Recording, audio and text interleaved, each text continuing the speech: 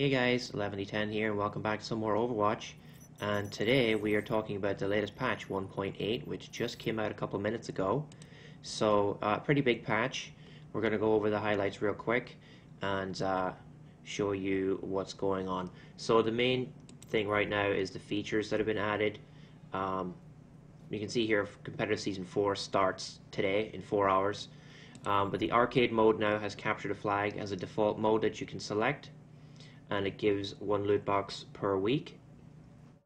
The server browser is now live, and we're not going to go through it too much. I'll show you exactly how it works. It's a typical server browser like you would expect in TF2 or Counter-Strike, etc. You've got the games, the name of the game, and you can right-click to see the rule set that has been populated for it. You can spectate the game, join the game, or report it if it's got an inappropriate name or whatever. The teams, the game type, the current map, and your ping, plus if it's filled or not. And you can search for a certain type of thing, so cops, and then cops and robbers. You can filter based on your ping, whether or not there's space for a party, or if you want to see all games just for friends games, etc. Then you can filter out the game modes that you want to see, each map that you want to see, and you can also filter out which heroes. And you'll find a lot of the game modes have certain heroes disabled or are just for certain heroes. For example, just Lucio with all speed boosts, or just Bastion with increased health, etc., etc. And it will grey out if it's full and you can't currently join it. So that's pretty awesome. Right now, obviously, a lot of people are experimenting. It's been on the PTR for a little bit, so people have some idea of what they want to do. But I imagine that these game modes will become a lot more refined in the future, and it looks like a good place to build the community, I think. Now, going out of the server browser real quick, they have some hero updates and some other revamped features.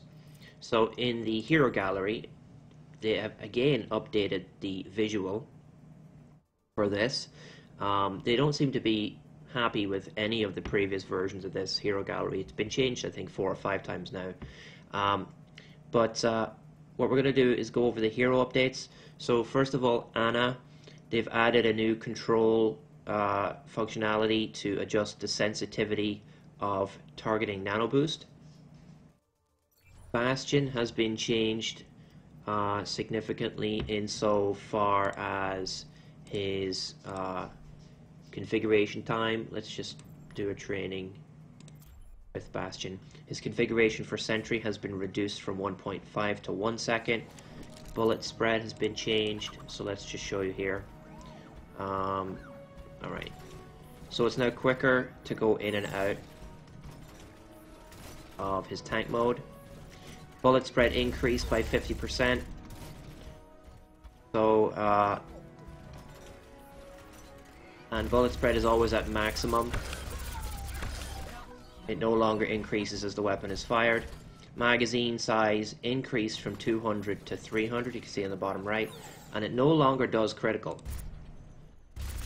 You can't do headshot damage with Bastion anymore. So, sad face there. Recon is bullet spread decreased by 25%, which is pretty cool.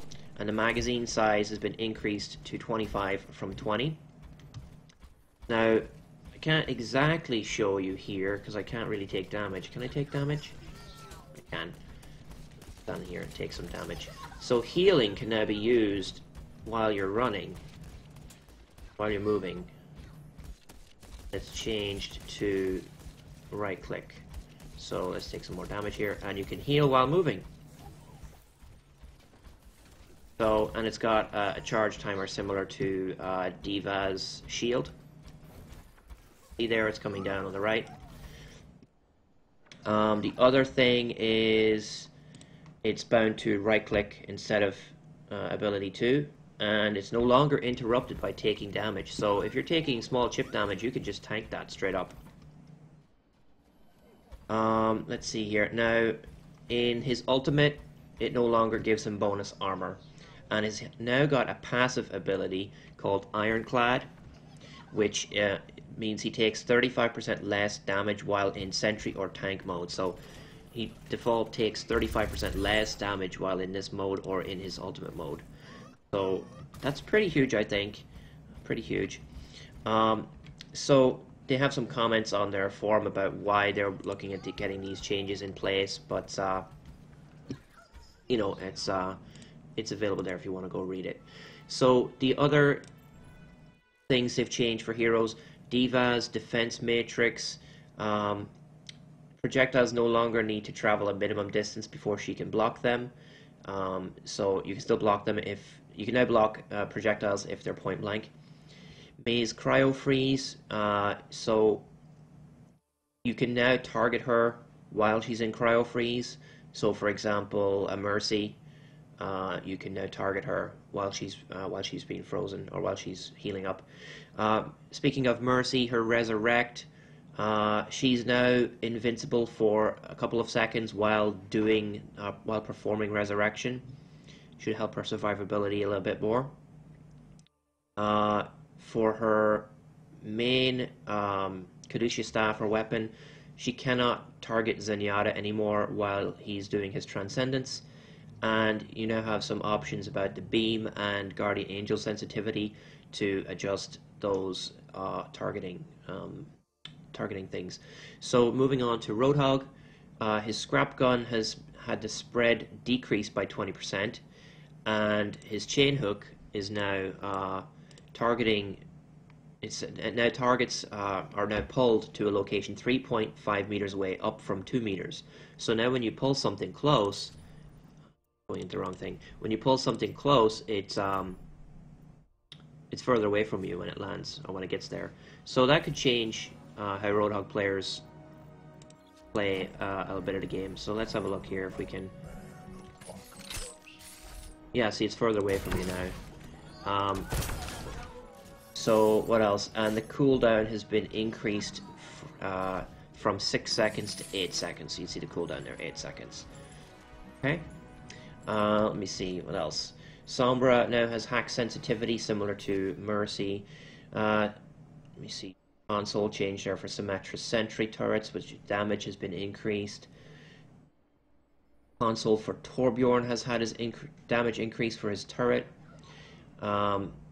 Let's see here. Widowmaker now has sensitivity for grappling hook. And let me see here. So Winston, his critical hit volume has been reduced by 15%. So they say that Winston's head hit volume was abnormally big, making him take more damage than he otherwise should. And this brings him more in line with other heroes. That's actually, I think, pretty huge. Should be able to survive people like Soldier and McCree a bit better now if they were looking for headshots. Zarya, again, more sensitivity options for projected barrier. Same thing for Zenyatta. So a lot of quality of life changes there for the targeted abilities. Some other small changes. Competitive play skill ratings are no longer displayed below 1500, and that's to combat people deliberately tanking their rating to get the lowest possible. Respawn delay for some maps have been changed. So it says here, when attackers outnumber defenders while taking a control point on assault, escort, and assault/escort maps, the defender's respawn time will slowly increase until it hits a maximum value, or the defense manages to gain the upper hand. That's pretty interesting. The note that they put here is that until now, stalling an attack by repeatedly throwing yourself at the point has become a common defensive strategy on assault, etc., even when the attackers have the advantage. Typically, this tactic doesn't change, it simply delays the attacker's progress.